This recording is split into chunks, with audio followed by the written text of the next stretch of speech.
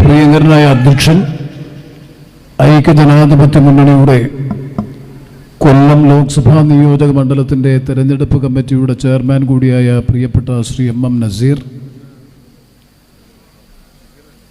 ഈ തെരഞ്ഞെടുപ്പ് കൺവെൻഷൻ്റെ ഔപചാരികമായ ഉദ്ഘാടന കർമ്മം നിർവഹിച്ചുകൊണ്ട് വളരെ പരിമിതമായ വാക്കുകളിലൂടെ വരാനിരിക്കുന്ന തെരഞ്ഞെടുപ്പിൻ്റെ വർദ്ധിതമായ രാഷ്ട്രീയ പ്രാധാന്യത്തെ സംബന്ധിച്ച് നമ്മോട് സംവദിച്ച ഒരു ഭരണമാറ്റത്തിൻ്റെ അനിവാര്യത രാജ്യത്ത് രൂപപ്പെടേണ്ടുന്ന സാഹചര്യത്തെ സംബന്ധിച്ച് നമ്മോട് സംവദിച്ച, ഇവിടെ നേരത്തെ സൂചിപ്പിച്ചതുപോലെ മതനിരപേക്ഷ കേരളം പടുത്തുയർത്തുന്നതിൽ നിസ്തുലമായ സംഭാവനകൾ നൽകിയിട്ടുള്ള പാണക്കാട് കൊടപ്പനയ്ക്കൽ തറവാട്ടിലെ ഇന്ത്യൻ യൂണിയൻ മുസ്ലിം ലീഗിൻ്റെ സംസ്ഥാനത്തിൻ്റെ അധ്യക്ഷനും കേരളം ആദരവോടെ ബഹുമാനത്തോടുകൂടി അംഗീകരിക്കുകയും ഉൾക്കൊള്ളുകയും ചെയ്യുന്ന ജനനേതാവ് കൂടിയായിട്ടുള്ള ഏറ്റവും ബഹുമാന്യനായ പാണക്കാട് സയ്യിദ് സാദിഖ് അലി ശിഹാബ് തങ്ങൾ അവർകൾ,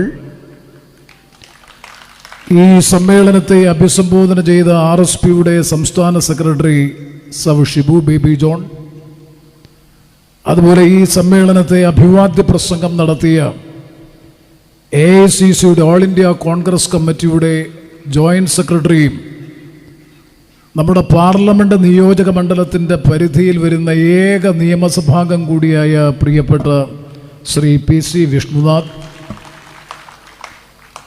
കൊല്ലം ലോക്സഭാ നിയോജക മണ്ഡലത്തിൻ്റെ ചുമതല വഹിക്കുന്ന കേരളത്തിൻ്റെ മുൻ മന്ത്രി കൂടിയായ ബഹുമാനപ്പെട്ട പ്രിയപ്പെട്ട എൻ്റെ സഹപാഠിയും സഹപ്രവർത്തകനും സുഹൃത്തുമൊക്കെ ആയിട്ടുള്ള പ്രിയപ്പെട്ട ശ്രീ VS ശിവകുമാർ, അതുപോലെ ഈ സമ്മേളന വേദിയിൽ സന്നിഹിതരായിട്ടുള്ള UDFൻ്റെ ജില്ലാ ചെയർമാൻ ശ്രീ KC രാജൻ, ജില്ലാ കോൺഗ്രസ് കമ്മിറ്റിയുടെ അധ്യക്ഷൻ ശ്രീ രാജേന്ദ്ര പ്രസാദ് സാറ്, RSPയുടെ മുതിർന്ന നേതാക്കളിൽ ഒരാൾ കൂടിയായിട്ടുള്ള മുൻ നിയമസഭാംഗം കൂടിയായിട്ടുള്ള സവ് ASCs ഉൾപ്പെടെ വിവിധ ഘടക പാർട്ടികളെ പ്രതിനിധീകരിച്ച് ഈ സമ്മേളന വേദിയിൽ സന്നിഹിതരായിട്ടുള്ള ഐക്യജനാധിപത്യ മുന്നണിയുടെ സമുന്നതരായ നേതാക്കൾ, ഈ തെരഞ്ഞെടുപ്പ് വിജയത്തിന് വേണ്ടിയിട്ടുള്ള പ്രവർത്തനങ്ങൾക്ക് നേതൃത്വം കൊടുക്കാൻ സജ്ജമായി ഈ കൺവെൻഷനിൽ പങ്കെടുത്തിട്ടുള്ള കൊല്ലം പാർലമെന്റ് നിയോജക മണ്ഡലത്തിലെ 7 അസംബ്ലി നിയോജക മണ്ഡലങ്ങളിൽ നിന്ന് ഒഴുകി എത്തിച്ചേർന്നിട്ടുള്ള ഐക്യജനാധിപത്യ മുന്നണിയുടെ സർവസ്വം എന്ന് വിശേഷിപ്പിക്കാൻ കഴിയുന്ന പ്രിയപ്പെട്ട മുന്നണി പ്രവർത്തകരെ, നേതാക്കളെ, സഖാക്കളെ, സുഹൃത്തുക്കളെ, തികഞ്ഞ അഭിമാനബോധത്തോടും അതിലേറെ ചാരിതാർത്ഥ്യത്തോടും കൂടിയാണ് ഐക്യജനാധിപത്യ മുന്നണിയുടെ പ്രതിനിധിയായി 2024 18ാം ലോക്സഭയിലേക്കുള്ള സ്ഥാനാർത്ഥിയായി ഞാൻ നിങ്ങളെ അഭിസംബോധന ചെയ്യുന്നത്. 2019 അതുപോലെ 2014 15ാം ലോക്സഭയിലും 2019 16ാം ലോക്സഭയിലും 16, 17 ലോക്സഭകളിലൊക്കെ മത്സരിക്കാൻ വന്ന ഘട്ടങ്ങളിൽ 100% അർപ്പണബോധത്തോടും ആത്മാർത്ഥതയോടും കൂടി ഒരു സ്ഥാനാർത്ഥി എന്ന നിലയിൽ ഐക്യജനാധിപത്യ മുന്നണിയുടെ പ്രവർത്തകർ നെഞ്ചേറ്റിക്കൊണ്ട് നടത്തിയ നിരന്തരമായ പ്രവർത്തനത്തിലൂടെയാണ് തിളക്കമുള്ള വിജയം കൈവരിക്കാൻ കഴിഞ്ഞത് എന്നുള്ളത് വളരെ ചാരിതാർത്ഥ്യത്തോടു കൂടി ഞാൻ ഈ അവസരത്തിൽ അനുസ്മരിക്കുകയാണ്. എനിക്കിപ്പോഴും ഓർമ്മയുണ്ട്, 2014 പെട്ടെന്നൊരു രാഷ്ട്രീയ നിലപാടിൻ്റെ അടിസ്ഥാനത്തിൽ UDFൻ്റെ ഭാഗമായി തെരഞ്ഞെടുപ്പിൽ മത്സരിക്കാൻ വരുമ്പോൾ കോൺഗ്രസിൻ്റെ നേതൃത്വത്തിൽ ഐക്യജനാധിപത്യ മുന്നണിയുടെ പ്രവർത്തകർ നൽകിയ വൻപിച്ച സ്വീകാര്യതയും അതിൻ്റെ അടിസ്ഥാനത്തിൽ നടത്തിയിട്ടുള്ള പ്രവർത്തനവുമാണ് അന്ന് നടന്ന കടുത്ത മത്സരത്തെ അതിജീവിച്ച് നല്ല ഭൂരിപക്ഷത്തോടുകൂടി 2014 വിജയിക്കാൻ ഐക്യജനാധിപത്യ മുന്നണിക്ക് വിജയിക്കാൻ കഴിഞ്ഞത്. ആ 2014 തെരഞ്ഞെടുപ്പ് കാലഘട്ടത്തിലും CPM എക്കാലവും ചെയ്യുന്നത് പോലെ വ്യക്തിഹത്യയിലൂടെ രാഷ്ട്രീയ ഉന്മൂലനം ചെയ്യുക എന്ന നയം, നിലപാട് അന്നത്തെ പാർട്ടി സംസ്ഥാന സെക്രട്ടറിയുടെ നേതൃത്വത്തിൽ 2014 ആരംഭിച്ചു. ആ പ്രതിലോമകരമായ പ്രചാര പ്രവർത്തനത്തെയും വ്യക്തിഹത്യയെയും അതിജീവിച്ചുകൊണ്ടാണ് UDFന്റെ പ്രവർത്തകന്മാർ ഉറക്കമിളച്ച് പ്രവർത്തിച്ചുകൊണ്ടാണ് നല്ല ഭൂരിപക്ഷത്തോടുകൂടി തീക്ഷ്ണമായ മത്സരത്തെ അതിജീവിച്ചുകൊണ്ട് വിജയിക്കാനുള്ള അവസരം നിങ്ങൾ നൽകിയത്. 2019 പാർലമെന്റ് തെരഞ്ഞെടുപ്പിലേക്ക് വരുമ്പോൾ ആ പാർലമെന്റ് തെരഞ്ഞെടുപ്പിൽ വീണ്ടും സ്ഥാനാർത്ഥിയായി വരുന്ന ഘട്ടത്തിൽ ഉണ്ടായിട്ടുള്ള വ്യക്തി ഹത്യയും കടന്നാക്രമണവും സത്യത്തിൽ ഒരു വ്യക്തിയുടെ, ഒരു രാഷ്ട്രീയ പ്രവർത്തകന്റെ പൊളിറ്റിക്കൽ ഐഡന്റിറ്റി, രാഷ്ട്രീയമായ വ്യക്തിത്വം, പൊളിറ്റിക്കൽ ഇന്റഗ്രിറ്റി, അതിനെപ്പോലും ചോദ്യം ചെയ്തുകൊണ്ടാണ് അന്ന് CPMന്റെ സംസ്ഥാന സെക്രട്ടറി പത്രസമ്മേളനം നടത്തി പരസ്യമായി പ്രഖ്യാപിക്കുകയാണ്, 2019 പാർലമെന്റ് തെരഞ്ഞെടുപ്പിൽ ഞാൻ ജയിച്ചാൽ, മോദിയുടെ നേതൃത്വത്തിലുള്ള ഗവൺമെന്റ് അധികാരത്തിൽ വന്നാൽ, മോദി ഗവൺമെന്റിലെ മന്ത്രിയായി ഞാൻ അടുത്ത ദിവസം സത്യപ്രതിജ്ഞ ചെയ്യുമെന്ന് പ്രചരിപ്പിച്ചുകൊണ്ടാണ് 2019 സംഘിവൽക്കരണത്തിന്റെ രാഷ്ട്രീയം പറഞ്ഞ് പ്രതിലോമകരമായ പ്രത്യാക്രമണത്തിലൂടെ പ്രതിരോധിക്കാൻ 2019 CPMന്റെ നേതൃത്വത്തിൽ നടന്ന വ്യാപകമായിട്ടുള്ള പ്രചരണം. ആ പ്രചരണത്തെയും അതിജീവിച്ചുകൊണ്ടാണ് മതേതര മതന്യൂനപക്ഷ വിഭാഗത്തിന്റെ പിന്തുണ ആർജിച്ചുകൊണ്ട്, വിശ്വാസം ആർജിച്ചുകൊണ്ട് മെച്ചപ്പെട്ട ഭൂരിപക്ഷത്തോടുകൂടി 2019 തെരഞ്ഞെടുപ്പിലും കൊല്ലം ലോക്സഭാ മണ്ഡലത്തിലെ ജനങ്ങൾ ഇന്ത്യൻ പാർലമെന്റിലേക്ക് 17ാം ലോക്സഭയിലേക്ക് തെരഞ്ഞെടുത്തയച്ചു. ഇവിടെ എനിക്ക് മുമ്പ് സംസാരിച്ച പാർട്ടി സെക്രട്ടറി ഷിബു ബേബി ജോൺ പരാമർശിക്കുകയുണ്ടായി. ഞാൻ വളരെ അഭിമാനബോധത്തോടെ, ചാരിതാർത്ഥ്യത്തോടു കൂടിയാണ് നിങ്ങളെ അഭിസംബോധന ചെയ്യുന്നത്. ഈ കഴിഞ്ഞ 10 വർഷക്കാലത്തെ പാർലമെന്ററി രംഗത്തെ പ്രവർത്തനം ഒരു തെളിവെള്ളത്തിലെ പരൽമീനിനെ പോലെ സുതാര്യമായി പരിശോധിക്കുന്ന ഏതൊരു രാഷ്ട്രീയ പ്രവർത്തകനും രാഷ്ട്രീയ നിരീക്ഷകനും വിലയിരുത്താൻ കഴിയും.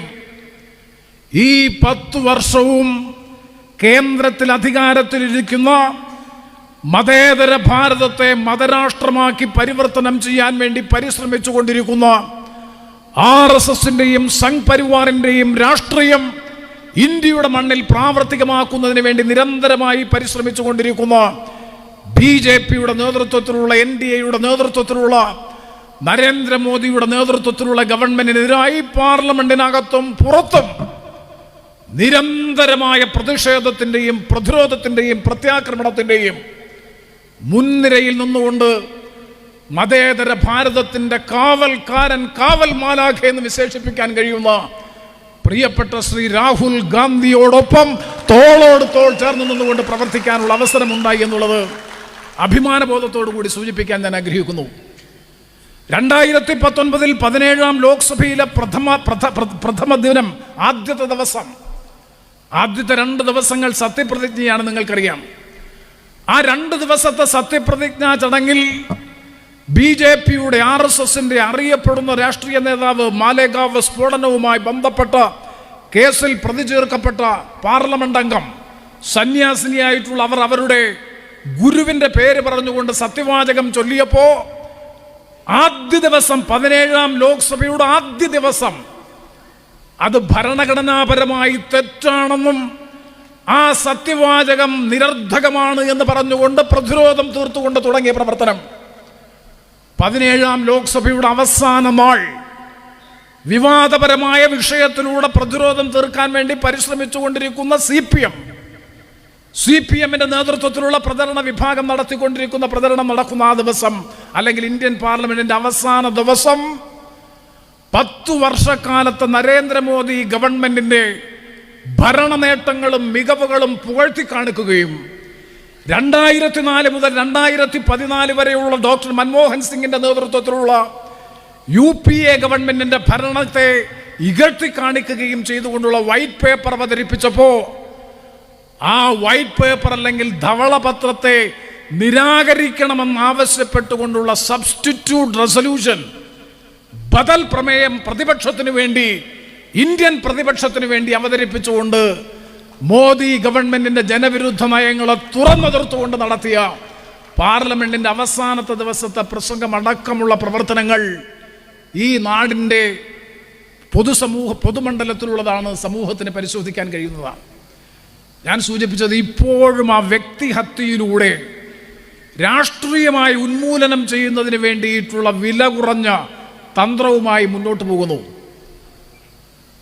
ഇന്ന് ഏറ്റവും ഒടുവിൽ ഇപ്പോ നിങ്ങൾക്കെല്ലാവർക്കും അറിയാം, കഴിഞ്ഞ ദിവസം നമ്മുടെ നേതൃത്വത്തിൽ തന്നെ പള്ളിമുക്കിൽ നിന്ന്, കൊല്ലൂറുള്ള പള്ളിമുക്കിൽ നിന്ന് ആരംഭിച്ചിട്ടുള്ള നൈറ്റ് മാർച്ച് ചിന്നക്കടയിൽ സമാപിച്ച ആയിരക്കണക്കിന് പ്രവർത്തകർ പങ്കെടുത്ത നൈറ്റ് മാർച്ച്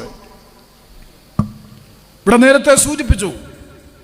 ഒരു മതേതര രാജ്യമായിട്ടുള്ള ഇന്ത്യയിൽ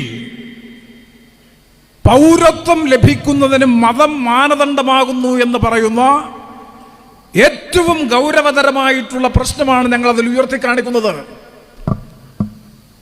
അത് ഇന്ത്യൻ പാർലമെന്റിൽ അവതരണത്തിന്റെ ഘട്ടത്തിൽ വന്ന സമയത്ത് ശ്രീ അമിത്ഷാ അത് അവതരിപ്പിച്ചപ്പോ അത് ഭരണഘടനാ തത്വങ്ങളുടെ നഗ്നമായിട്ടുള്ള ലംഘനമാണെന്നും ഒരു മതേതര ജനാധിപത്യ രാഷ്ട്രത്തിൽ ഒരിക്കലും അവതരിപ്പിക്കാൻ ലെജിസ്ലേറ്റീവ് കോമ്പിറ്റൻസ് ഇല്ല എന്ന് പറഞ്ഞുകൊണ്ട് അവതരണാനുമതി നിഷേധിക്കണമെന്ന് ആവശ്യപ്പെട്ടുകൊണ്ടുള്ള പ്രമേയം അവതരിപ്പിച്ചതും അതിൻ്റെ പൊതുചർച്ചയിലും പങ്കെടുത്തുകൊണ്ട് അതിൻ്റെ ആപൽക്കരമായിട്ടുള്ള പ്രത്യാഘാതങ്ങളെ തുറന്നെതിർത്തുകൊണ്ട് സംസാരിച്ചത് അടക്കമുള്ള കാര്യങ്ങൾ ഇതെല്ലാം വിസ്മരിച്ചുകൊണ്ടാണ്, ഇതെല്ലാം കല്ല് വച്ച പച്ചക്കള്ളം, പ്രത്യേകിച്ച് ന്യൂനപക്ഷ സമൂഹങ്ങളിൽ ആശങ്കയും ഭീതിയും പടർത്തിക്കൊണ്ട് ഒരു വലിയ ക്യാമ്പയിൻ 2019 തനിയാവർത്തനം എന്നതുപോലെ 2024 നടപ്പാക്കാനാണ് പരിശ്രമിക്കുന്നത്.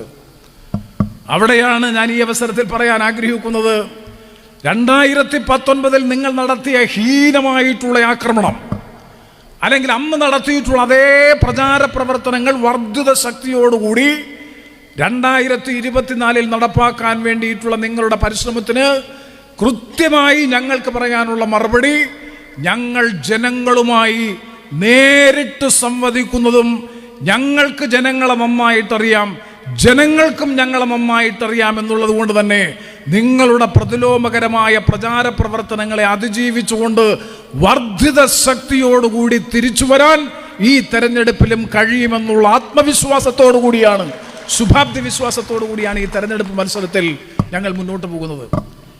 ഇത് ഒരു സ്ഥലത്ത് മാത്രമേ, എന്താണ് ഇതിൻ്റെ പിന്നിലുള്ള ഉദ്ദേശമെന്ന് ചോദിച്ചാൽ അതുകൂടി പറയാൻ വേണ്ടിയാണ് ഞാൻ ഇത്രയും വിശദീകരിച്ച് ബോധപൂർവമാണ്.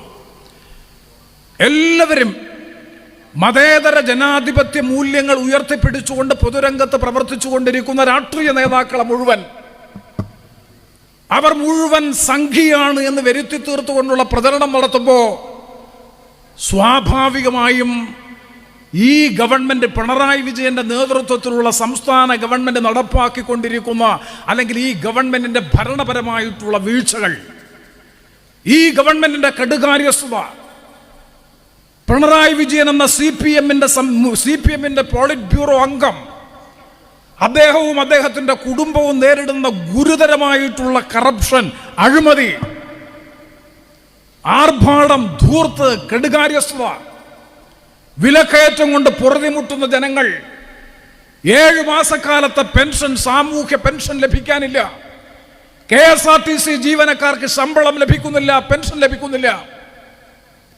സർക്കാർ ജീവനക്കാർക്ക് ശമ്പളം ഗഡുക്കളായി വിതരണം ചെയ്യുന്നു, അവർക്ക് ലഭിക്കാനുള്ള ക്ഷാമബത്ത കൊടുക്കാൻ നിവൃത്തിയില്ല. ഗുരുതരമായിട്ടുള്ള സാമ്പത്തിക പ്രതിസന്ധി കൊണ്ട് സംസ്ഥാനത്തിന്റെ വികസന പ്രവർത്തനങ്ങൾ സ്തംഭിച്ചിരിക്കുന്നു, മുരടിച്ചിരിക്കുന്നു. ആർഭാടവും ധൂർത്തും കേരളീയത്തിന്റെ പേരിലും നവകേരള സദസ്സിന്റെ പേരിലും ഏറ്റവും ഒടുവിൽ മുഖാമുഖത്തിന്റെ പേരിലും കോടിക്കണക്കിന് രൂപ ധൂർത്തടിക്കുമ്പോ, പാഴ്ചെലവ് നടത്തുമ്പോ, അതിനെതിരായിട്ടുള്ള ജനവികാരം ഉയർന്നു വരുമ്പോ ഈ ജനവികാരത്തെ മുഴുവൻ തമസ്കരിക്കാൻ BJP രാഷ്ട്രീയം അല്ലെങ്കിൽ സംഘിവൽക്കരണ രാഷ്ട്രീയം ഉയർത്തിക്കൊണ്ട് പ്രത്യാക്രമണത്തിലൂടെ തങ്ങളുടേതായിട്ടുള്ള വീഴ്ചകളും പോരായ്മകളും മുഴുവൻ തമസ്കരിക്കുക എന്ന തന്ത്രപരമായ നീക്കമാണ് CPM ഈ ലോക്സഭാ തെരഞ്ഞെടുപ്പിൽ നടത്തുന്നത് എന്നുള്ളത് നല്ലതുപോലെ തിരിച്ചറിയാൻ ഓരോ UDF പ്രവർത്തകർക്കും കഴിയണം. കാരണം ഈ ഒരു വിഷയത്തിൻ്റെ പേരിൽ പ്രതിരോധം സൃഷ്ടിച്ച് അല്ലെങ്കിൽ പ്രത്യാക്രമണം നടത്തി ഇതിലേക്ക് വരാനിരിക്കുന്ന ലോക്സഭാ തെരഞ്ഞെടുപ്പിന്റെ ചർച്ചകൾ മുഴുവൻ കേന്ദ്രീകരിച്ചുകൊണ്ട് തികച്ചും വ്യത്യസ്തമായിട്ടുള്ളൊരു സമീപനത്തിലൂടെ ഈ ഗവൺമെന്റിന്റെ ജനവിരുദ്ധ നയങ്ങളെ തമസ്കരിക്കുക, ബോധപൂർവമായ തമസ്കരണത്തിലൂടെ ആ പ്രശ്നങ്ങൾ പൊതുമണ്ഡലത്തിൽ ചർച്ച ചെയ്യാൻ വേണ്ടി പാടില്ല. ഇതാണിപ്പോൾ നടന്നുകൊണ്ടിരിക്കുന്ന പ്രധാനപ്പെട്ട ക്യാമ്പയിൻ. ഞാൻ ചോദിക്കട്ടെ, എന്താണ് നമ്മൾ മുന്നോട്ട് വെക്കുന്ന രാഷ്ട്രീയം? ഞാൻ ദീർഘിപ്പിക്കുകയില്ല, വളരെ കൃത്യമായി പറയുന്നു. കോൺഗ്രസിന്റെ നേതൃത്വത്തിൽ RSPയും ഇന്ത്യൻ യൂണിയൻ മുസ്ലിം ലീഗും കേരള കോൺഗ്രസും CMP അടക്കമുള്ള ഐക്യ ജനാധിപത്യ പ്രസ്ഥാനം കേരളത്തിലെങ്കിൽ ദേശീയ തലത്തിൽ രൂപപ്പെട്ടിട്ടുള്ള Indian national developmental inclusive alliance എല്ലാവരെയും ഉൾക്കൊള്ളുന്ന ജനാധിപത്യ മതേതര മൂല്യങ്ങൾ മുറുകെ പിടിക്കുന്ന Indian national developmental inclusive alliance അഥവാ ഇന്ത്യ എന്ന മുന്നണി മതേതര ഇന്ത്യയെ വീണ്ടെടുക്കുക എന്നുള്ളതാണ് 18ാം ലോക്സഭാ തെരഞ്ഞെടുപ്പിലെ ഏറ്റവും പ്രധാനപ്പെട്ട മുദ്രാവാക്യം. അതാണ് ഈ തെരഞ്ഞെടുപ്പിന്റെ രാഷ്ട്രീയം. ആ രാഷ്ട്രീയം പറഞ്ഞാൽ CPM പ്രതിരോധത്തിലാകും. മതേതര ഇന്ത്യയെ വീണ്ടെടുക്കാൻ കേവലം 64 സീറ്റിൽ മാത്രം രാജ്യത്ത് മത്സരിക്കുന്ന CPM-നെ പോലൊരു പാർട്ടിക്ക് അതിന് നേതൃത്വം കൊടുക്കാൻ കഴിയുമോ?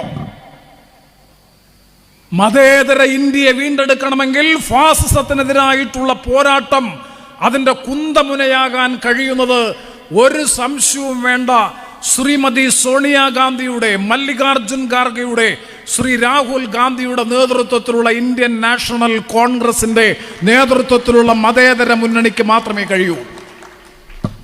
അതാണ് CPM-നെ ആശങ്കപ്പെടുത്തുന്ന രാഷ്ട്രീയം.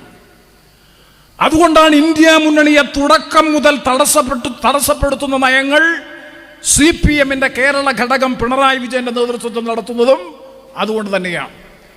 ഇവിടെ ബഹുമാനപ്പെട്ട സാദിഖ് അലി ശിഹാബ് തങ്ങൾ അവർ സംസാരിച്ചപ്പോൾ സൂചിപ്പിച്ചതുപോലെ കേരളത്തിലെ 20 ലോക്സഭാ സീറ്റുകളിൽ കഴിഞ്ഞ ദിവസങ്ങളിൽ പുറത്തു വന്നിട്ടുള്ള ABVP സർവേ ഉൾപ്പെടെയുള്ള സർവേകൾ പരിശോധിച്ചാൽ അറിയാം, 20 ലോക്സഭാ സീറ്റുകളിൽ 20 സീറ്റിലും UDF ഈ തെരഞ്ഞെടുപ്പിൽ തിളക്കമുള്ള വിജയം കൈവരിക്കാൻ പോകുന്നു. അത് മതേതര ഭാരതത്തെ വീണ്ടെടുക്കാനുള്ള പോരാട്ടത്തിന്റെ കരുത്ത്, ശക്തി ദേശീയ തലത്തിൽ വർദ്ധിപ്പിക്കും. അപ്പോൾ ആ രാഷ്ട്രീയം ജനങ്ങളോട് പറയാൻ CPM-ന് കഴിയില്ല. അവർ രാഷ്ട്രീയമായി പ്രതിരോധത്തിലാണ്. 2, കേരളത്തിലെ ഗവൺമെന്റിന്റെ ഭരണ നേട്ടങ്ങൾ വിലയിരുത്തിക്കൊണ്ട് തെരഞ്ഞെടുപ്പിൽ വോട്ട് ചെയ്യണമെന്ന് ജനങ്ങളോട് അഭ്യർത്ഥിക്കാൻ കഴിയുമോ? അതിന്റെ വിശദാംശങ്ങളെ കുറിച്ച് പറഞ്ഞാൽ മണിക്കൂറുകളടക്കം ധാരാളം നേതാക്കൾ ഇവിടെയുണ്ട്. ഇവിടെ നേരത്തെ ആരോ ഇത്രയും അറപ്പും വെറുപ്പും ഉളവാക്കുന്ന ഒരു ഗവൺമെന്റ് കേരളത്തിന്റെ ചരിത്രത്തിൽ ഉണ്ടായിട്ടുണ്ടോ?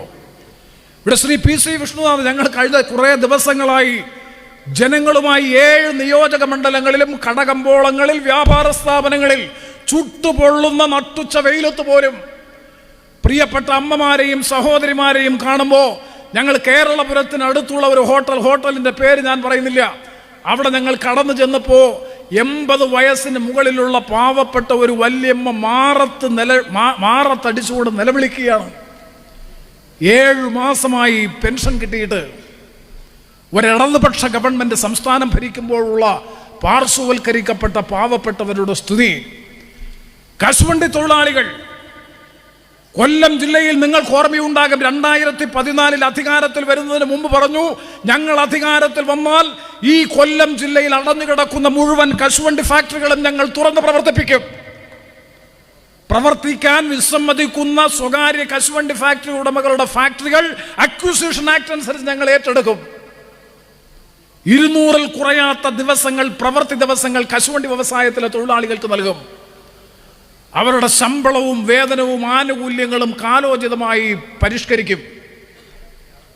ഏതെങ്കിലും ഫാക്ടറി തുറന്നോ?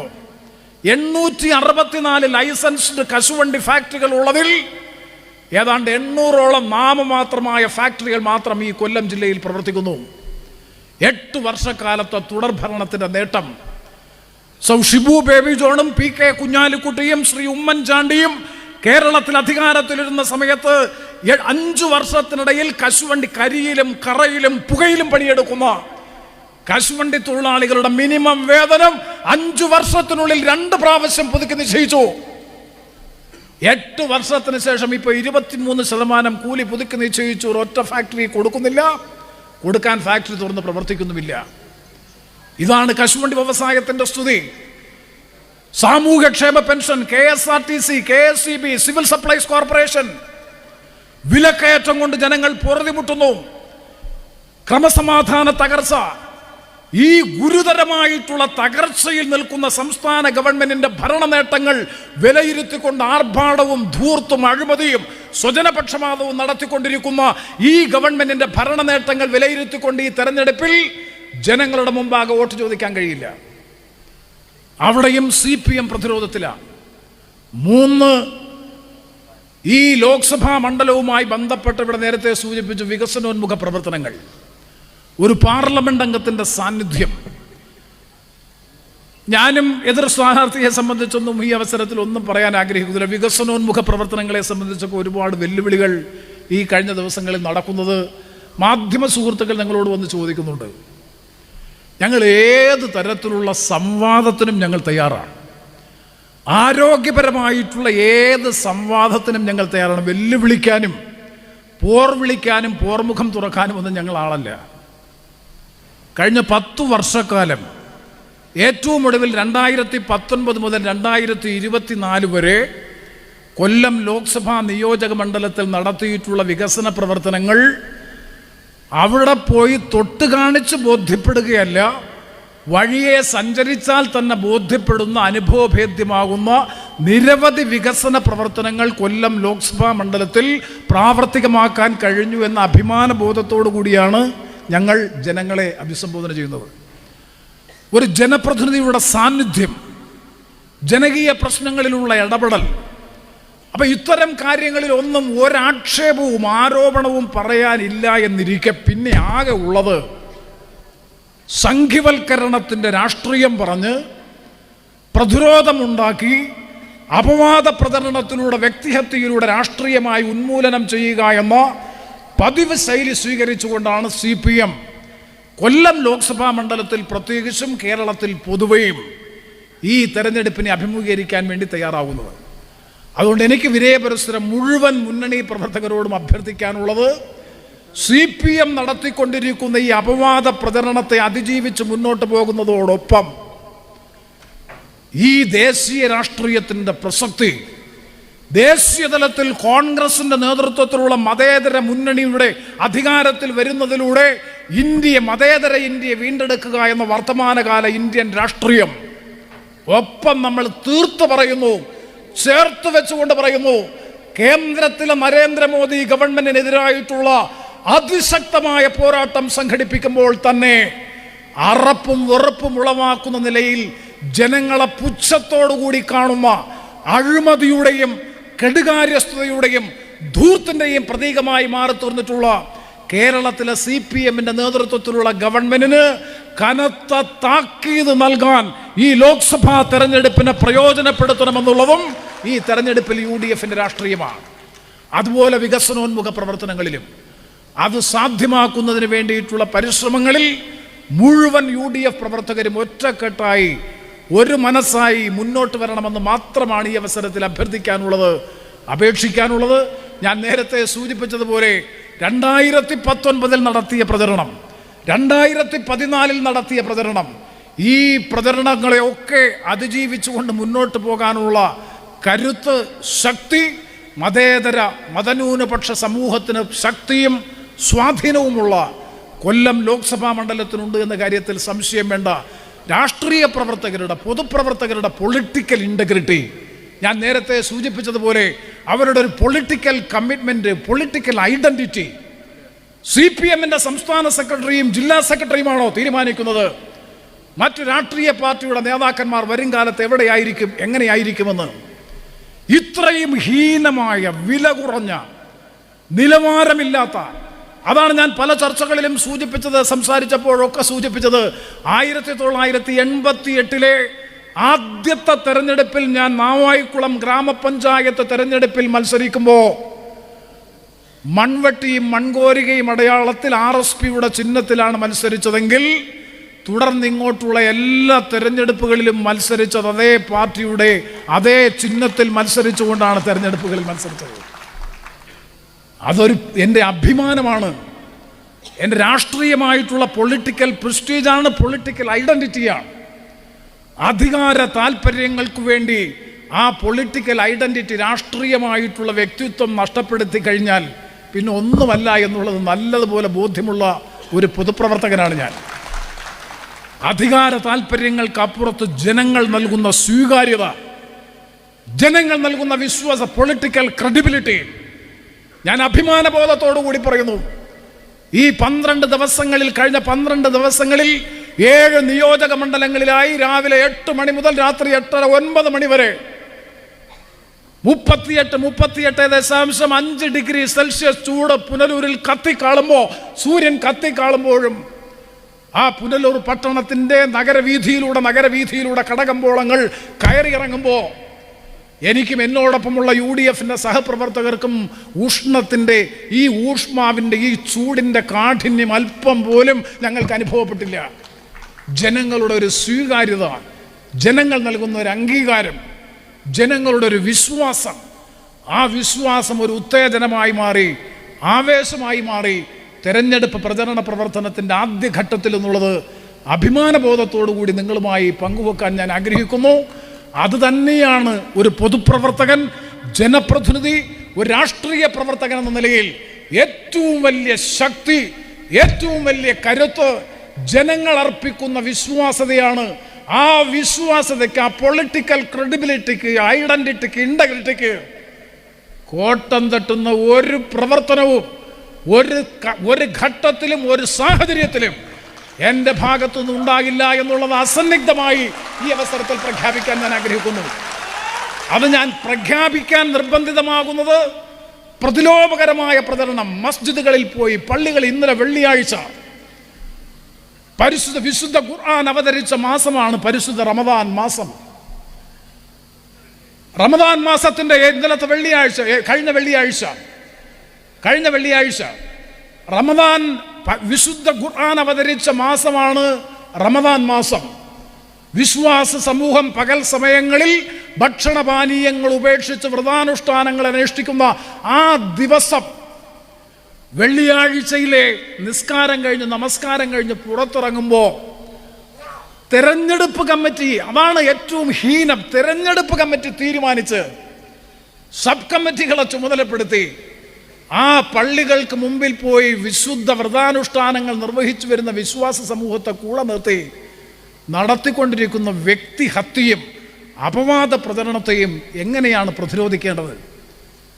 അവിടെയാണ് ഞാൻ സൂചിപ്പിച്ചത്, ഒരു വ്യക്തിയുടെ രാഷ്ട്രീയ ഐഡന്റിറ്റി. ഇത് ഇന്നലെ നമ്മൾ പല സിനിമകൾ, സന്ദേശം സിനിമയൊന്നും ഞാനിവിടെ പറയുന്നില്ല, ഇന്നലകളിൽ മറ്റു തലങ്ങളിലുള്ള ലൈംഗിക അപവാദ പ്രചരണങ്ങളിലൂടെയായിരുന്നെങ്കിൽ കേരളത്തിൻ്റെ ഇന്നത്തെ പൊതുരാഷ്ട്രീയത്തിൽ സംഘിവൽക്കരണ രാഷ്ട്രീയത്തിലൂടെ പൊതുസ്വീകാര്യതയുള്ള, മതേതര വിശ്വാസ്യതയുള്ള രാഷ്ട്രീയ നേതാക്കളെ അപകീർത്തിപ്പെടുത്തി അപവാദ പ്രചരണത്തിലൂടെ മതേതര സമൂഹത്തിലും മതന്യൂനപക്ഷ സമൂഹത്തിലും ആശങ്കയുടെ, സംശയത്തിൻ്റെ നിഴൽ പരത്തി അതിലൂടെ വോട്ട് ബാങ്കിനെ സ്വാധീനിക്കാൻ വേണ്ടി നടത്തുന്ന ഹീനമായ ശ്രമങ്ങളെ 2019 പോലെ തന്നെ 2024 പ്രബുദ്ധമായിട്ടുള്ള കൊല്ലം ലോക്സഭാ മണ്ഡലത്തിലെ ജനങ്ങൾ തിരിച്ചറിഞ്ഞ് പ്രതിരോധിച്ച് പ്രതികരിക്കുമെന്ന് ആത്മവിശ്വാസം നിങ്ങളുമായി ഞാൻ ഈ അവസരത്തിൽ ആവർത്തിച്ച് പങ്കുവെച്ചുകൊണ്ട്, ഞാൻ നേരത്തെ സൂചിപ്പിച്ചതുപോലെ ജനങ്ങൾ,